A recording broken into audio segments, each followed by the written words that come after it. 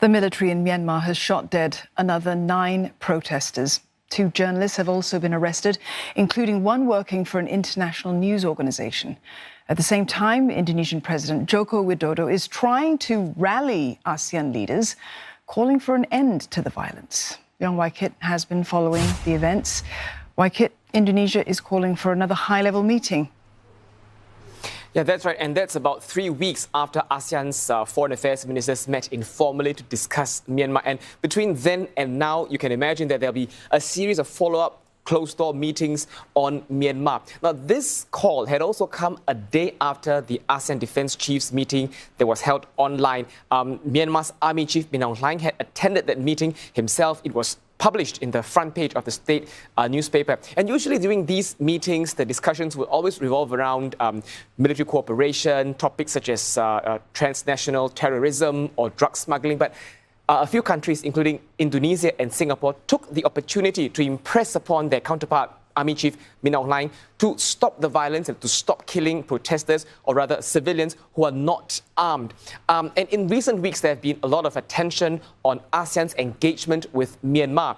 Some have pointed out that ASEAN's weakness is the clause of non-interference. Basically, ASEAN cannot meddle into the affairs of its member states because that is written in ASEAN.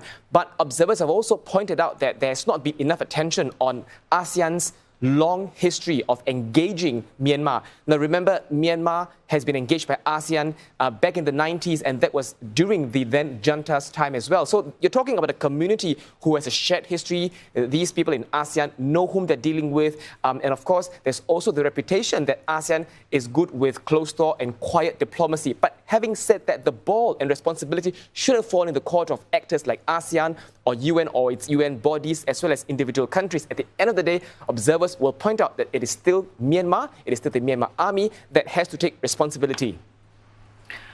Meantime, Waikit, we've had a wave of newspaper closures. We've had the internet blackout. That's been going on for a while. And now we've got 2 more journalists who've been arrested. Yeah, that's right. And one of whom works for, as you mentioned earlier, international organization BBC Burmese. So far, there have been at least 30 journalists who have been arrested since the start of the coup. Some have been freed, a handful face criminal charges. Let's not also forget that recently the Myanmar army had shut down 5 media outlets and newspapers, many of whom cannot sustain operations, and therefore the independent newspapers are no longer circulating in Myanmar. And with the latest internet blackout, and I'm talking about not just the nightly shutdowns, I'm talking about mobile data being cut out, public Wi-Fi being shut out, it gives you a very clear idea of these targets, the target groups that the Myanmar army is aiming. From very early on, they had targeted the they targeted the NLD leadership. Later on, protesters who've gone on the streets, and then civil servants who refuse to go to work. Some of them have been jailed. And now, not just journalists, but people who are capable of filming from their phones, broadcasting live streams, events from Myanmar to the world. Waikit, thank you for the latest on what's happening in Myanmar. Young Waikit there.